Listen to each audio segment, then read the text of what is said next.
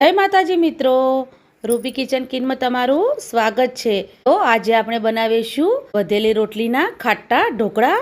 આ ઢોકળા ખાવામાં એટલા ટેસ્ટી લાગે છે કે તમે એકવાર આ ઢોકળા બનાવશો તો જ્યારે પણ તમારા ઘરની અંદર રોટલી વધશે તો તમે આ ઢોકળા ચોક્કસથી બનાવશો। એટલે આપણે આ ટેસ્ટી ઢોકળા બનાવીને તૈયાર કરીશું। અને જો તમને મારા વિડીયો ગમતા હોય તો વિડીયોને એક લાઈક અને વધુમાં વધુ શેર કરજો અને મારી ચેનલને સબસ્ક્રાઇબ કરી દેજો। તો ચાલો આપણે બનાવીએ વધેલી રોટલીના ખાટા ઢોકળા।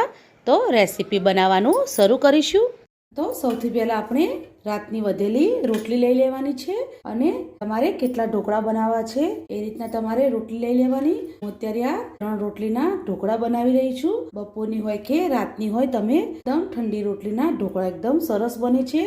આજે આપણે એકદમ નવી રીતે આ ઢોકળા બનાવીને તૈયાર કરીશું। આ રીતના નાના નાના આપણે ટુકડા કરી લઈશું।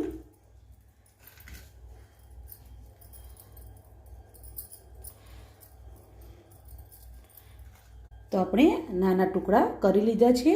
હવે તેને આપણે એક મોટા વાસણમાં કાઢી લઈશું। તો મેં અત્યારે તેને એક મોટા વાસણમાં કાઢી લીધા છે અને હવે આપણે 1 ગ્લાસ જેટલી ખાટી છાશ લઈશું અને છાશને આપણે રોટલીની અંદર એડ કરી દઈશું। તમે છાશના બદલે દહીં પણ લઈ શકો છો।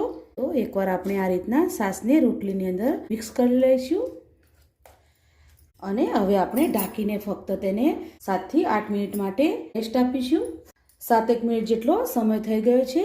તો હવે આપણે રોટલીને ચેક કરીશું તો એકદમ સરસ છાશની અંદર રોટલી આ રીતે સોફ્ટ થઈ ગઈ છે। હવે આપણે એક જાર લઈ લઈશું અને જારની અંદર આપણે આ છાશવાળી રોટલીને એડ કરી દઈશું। જે આપણે રોટલી પલાળી હતી તેની અંદર આપણે થોડું પાણી એડ કરીને જારની અંદર એડ કરી દઈશું અને હવે આપણે તેને એકદમ સરસ સ્મૂથ પીસી લેવાનું છે। તો આપણે એકદમ સરસ સ્મૂથ પીસી લીધું છે। તો હવે આપણે જે વાસણની અંદર આપણે રોટલીને પલાળીને રાખી હતી તે ફરીથી વાસણ લઈ લઈશું અને આપણે આ ખીરાને તેની અંદર એડ કરી દઈશું। તો હવે આપણે એકદમ સરસ સ્પંજી અને પોચા રૂ જેવા ઢોકળા બનાવવા માટે આપણે તેની અંદર 1 કપ જેટલો રવો એડ કરીશું। રવો એડ કરવાથી ઢોકળા આપણા એકદમ સરસ બનીને તૈયાર થશે। તો આપણે રવો અને રોટલીનું જે બેટર બનાવીને રાખ્યું છે તેને આપણે સારી રીતે મિક્સ કરી લઈશું। બધું જ બરાબર આપણે મિક્સ કરી લીધું છે। હવે આપણે તેની અંદર થોડીક આપણે હળદર ઉમેરીશું। હળદર ઉમેરવાથી કલર એકદમ સરસ આવશે। સ્વાદ પ્રમાણે મીઠું ઉમેરીશું। 1 ટેબલસ્પૂન આદુ અને મરચાંની પેસ્ટ ઉમેરીશું અને બધું જ આપણે સારી રીતે મિક્સ કરી લઈશું। તમે રવાના, બેસનના, ચોખાના ઢોકળા તો ખાધા હશે, પણ આ રીતના તમે વધેલી રોટલીના ઢોકળા એકવાર બનાવશો તો તમે ખાતા જ રહી જશો। એટલા ટેસ્ટી આ ઢોકળા બનીને તૈયાર થાય છે અને ખૂબ જ ખાવાની મજા આવી જાય છે આ ઢોકળા। તો આપણે જે જારની અંદર રોટલીને પીસી છે તેની અંદર થોડું પાણી એડ કરીને આપણે આ બેટરની અંદર એડ કરી દઈશું, કારણ કે હજુ બેટર આપણું થોડું જાડું છે અને આપણે રવો એડ કર્યો છે એટલે તેને થોડું પતલું કરીશું। એટલે થોડીક વાર માટે તેને રેસ્ટ આપીશું એટલે એકદમ સરસ તે પરફેક્ટ તૈયાર થઈ જશે। તો બસ આ રીતના આપણે આ ખીરું રાખવાનું છે। હવે આપણે આ ખીરાને 5 થી 7 મિનિટ માટે ઢાંકીને આપણે રેસ્ટ આપીશું અને પછી તેના આપણે ઢોકળા બનાવીશું। તો આપણે 5-1 મિનિટ પછી ચેક કરીશું ખીરાને। તો એકદમ સરસ આપણું ખીરું તૈયાર થઈ ગયું છે। આપણું પાણી પણ એકદમ સરસ પડ્યું છે, તમે જોઈ શકો છો। આ રીતના આપણું ખીરું પડવું જોઈએ। હવે આપણે તેની અંદર એક આખી પડીકી આપણે ઈનોની નાખી દઈશું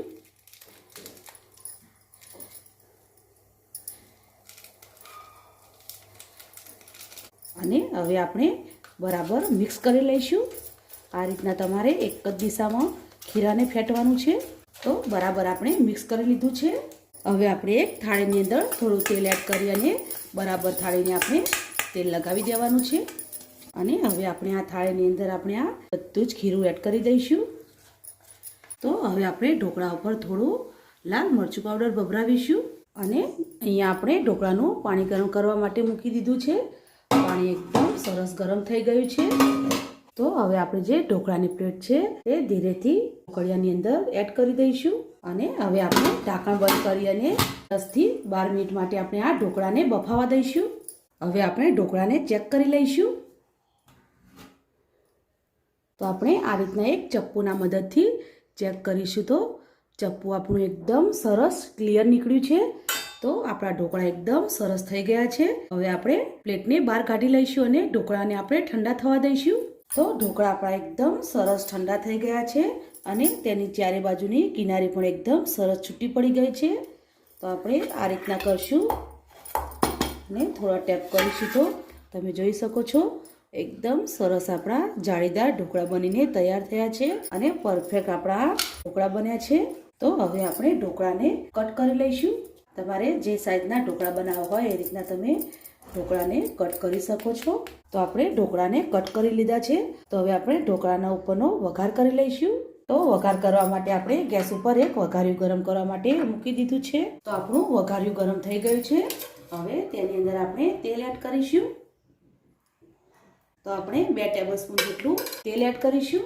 તેની અંદર 1 ટેબલસ્પૂન રાઈ એડ કરીશું. અડધી ટેબલસ્પૂન આપણે જીરું એડ કરીશું. રાઈ અને જીરાને સરસ આપણે તેલની અંદર તતડવા દઈશું.